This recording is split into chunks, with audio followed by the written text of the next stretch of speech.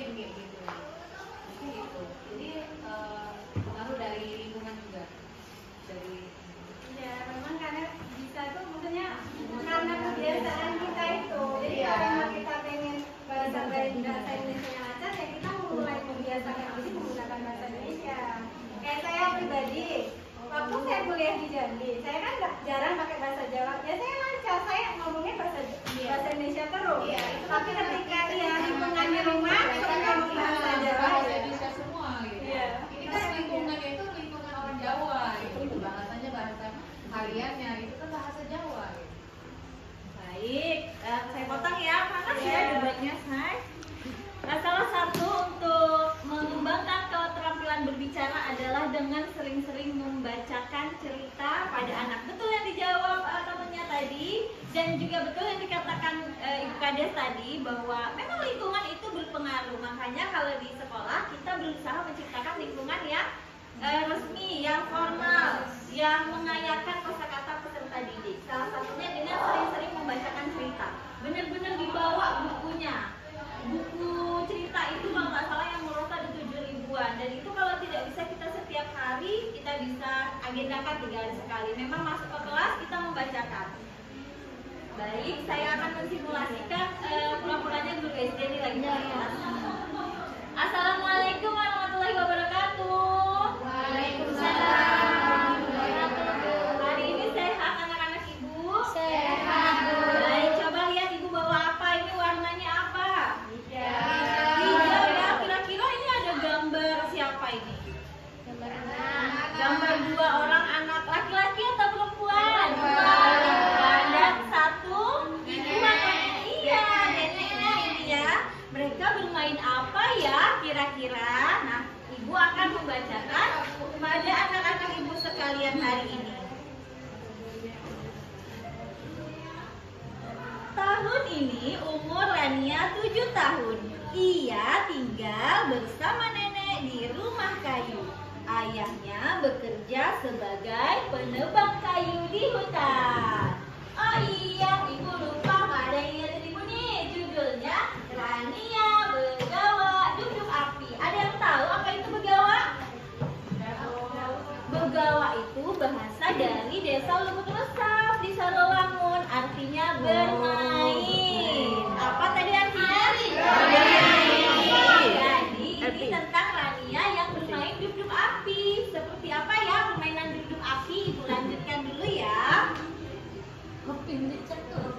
Ayah pulang 2 minggu sekali. Ibu meninggal ketika melahirkan Rania. Rania tinggal di desa Lubuk Resaf.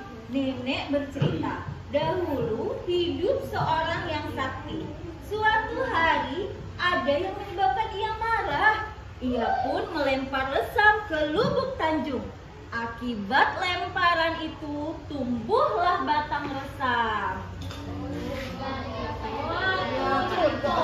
Rania pergi ke sekolah. Nenek membantu mengikat tali sepatu Rania. Rania kekenyangan setelah makan gulai tekuyung. Gulai tekuyung adalah makanan kesukaan Rania. Ayo, siapa yang tahu tekuyung? Tekuyung adalah hewan sungai sejenis siput.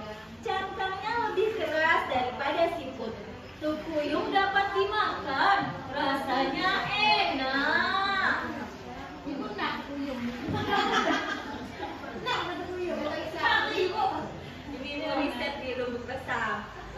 Rania berpamitan kepada nenek. Di halaman, Rania melihat batok kelapa. Tiba-tiba Rania teringat janji nenek. Nah ini masih memang panjang. Dan itu benar-benar kita baca, nggak harus kita hafal ya.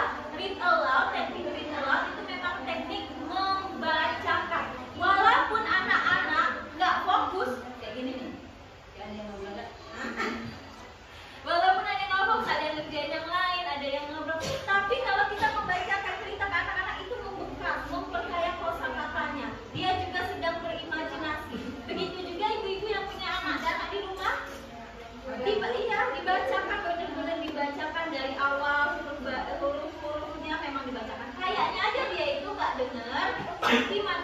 banyak sekali.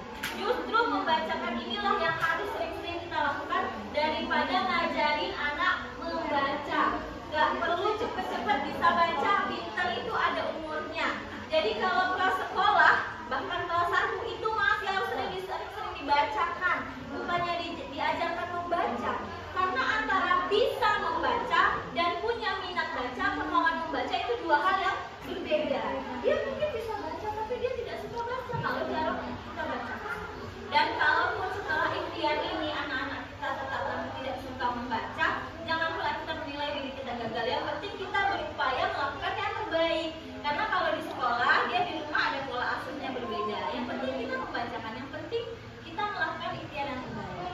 Jadi kenapa saya mencontohkan membaca teknik read aloud?